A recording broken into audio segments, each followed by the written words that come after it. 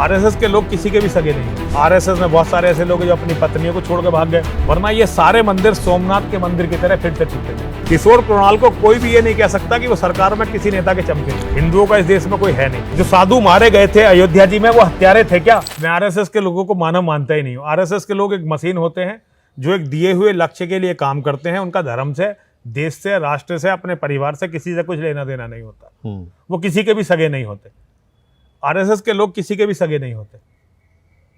उन्हें मौका मिलेगा अपने माँ बाप को छोड़ के भाग जाएंगे, मौका मिलेगा अपने परिवार को छोड़ के भाग जाएंगे। आरएसएस में बहुत सारे ऐसे लोग हैं जो अपनी पत्नियों को छोड़ के भाग गए। तो इस तरह के लोग, वाहियात लोग, जो कभी किसी जिम्मेदारी को मानते ही नहीं है, जो मौका मिलते, भारत में एक आरएसएस का बहुत बड़ा प्रचारक सबसे बड़े सर्वोच्च पद पे, वो कहता है जी हम तो फकीर हैं, जिस दिन आएगा समय आएगा झोला उठा के चले जाएंगे।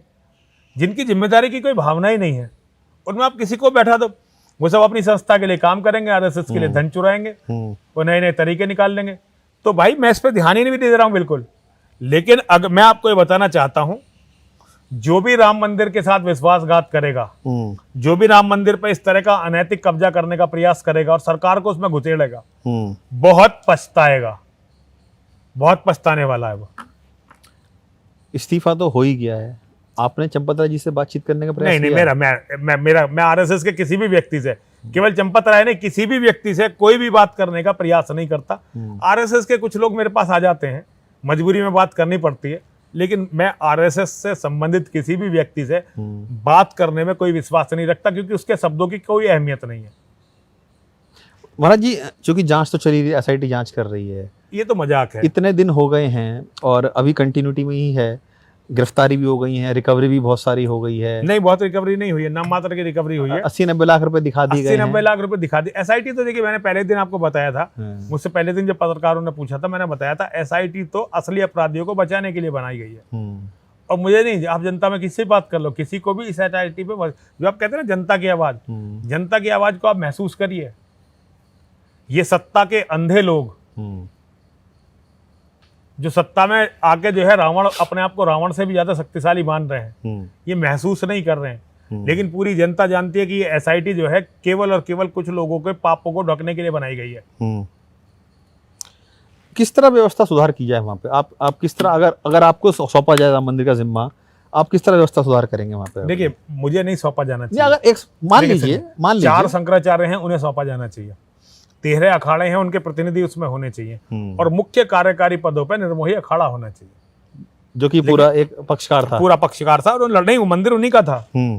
सरकार ने तो छीन लिया। राम मंदिर बेसिकली मतलब परंपरा से निर्मोही अखाड़े का मंदिर है राम मंदिर। तो राम मंदिर जो है व्यवस्था के लिए निर्मोही अखाड़े को दिया जाना चाहिए। लेकिन संचालन समिति में चारों जगत गुरु शंकराचार्य जी महाराज, जो सर्वमान्य है, और 13 अखाड़ों के प्रतिनिधि उसमें होने चाहिए, और वो बहुत अच्छा चलाएंगे। और देखिए, एक चीज होनी चाहिए, ये केवल इसमें नहीं, हर मंदिर में होनी चाहिए कि हर मंदिर के चढ़ावे का कोई ना कोई सदुपयोग करे, केवल बैंकों को ना भरे, वरना ये सारे मंदिर सोमनाथ के मंदिर की तरह फिर से टूटेंगे।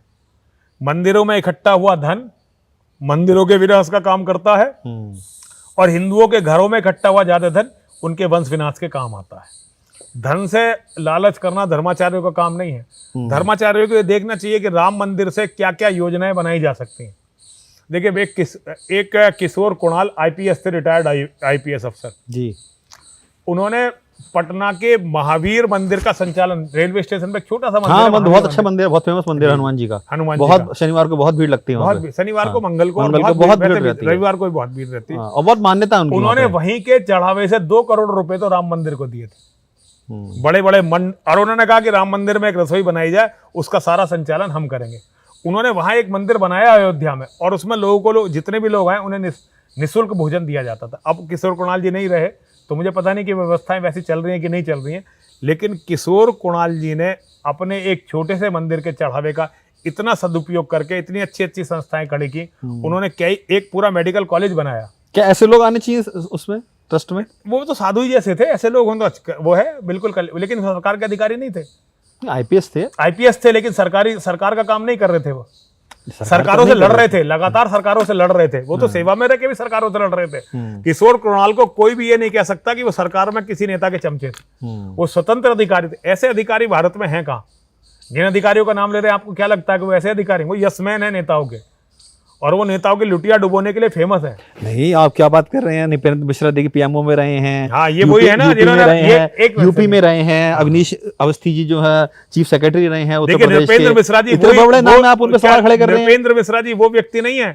जब राम मंदिर पे गोली चली थी तो इन्हीं के सिग्नेचर से ऑर्डर हुआ था। देखिए अधिकारी थे, ऑर्डर मानना पड़ेगा ना उनको। बहुत अच्छा, बहुत अच्छा, बहुत ही अच्छा, ये आप बहुत अच्छी बात कर रहे हैं। ऑर्डर तो मानना पड़ेगा सरकारी अधिकारी ये को। देखिए, लेकिन उसमें दोषियों पे अगर देखिए, ये तो हिंदुओं का इस देश में कोई है नहीं। हाँ। हिंदुओं का इस देश में कोई है नहीं। जिन लोगों ने इन सारे साधुओं को उत्तेजित करके वहां पे मरवाया, उन्होंने जब सरकार बनाई तो उन्होंने दोषियों पे कोई कार्रवाई नहीं की। ठीक है जी, ये केवल चलिए, तो अधिकारी हैं। और मुलायम सिंह यादव क्या थे, जिन्हें पद्मश्री इसी सरकार ने दिया। ये भी कोई मुलायम सिंह को भी दोषी नहीं मानते क्या आप? हर जगह दोषी एक व्यक्ति नहीं होता, दोषी एक पूरा सिस्टम होता। अधिकारी से लेकर बिल्कुल। नीचे निर्दोष साधुओं पे, निहत्थे साधुओं पे गोली चलाने वाला कांस्टेबल तक दोषी था। आप कैसे कह रहे हैं? क्या वहां वो जो थे क्या हत्यारे थे क्या? जो साधु मारे गए थे अयोध्या जी में, वो हत्यारे थे क्या? या उनके पास AK-47 थे? सबसे बड़ा दोषी तो उसमें वही है कि जिसने आदेश दिया। आदेश दिया, और नीचे तक की मशीनरी। अच्छा, अभी मान लो कोई जो है मशीनरी तो पालन कर रही थी आदेश का, तो आदेश का पालन करना भी तो दोष है ना।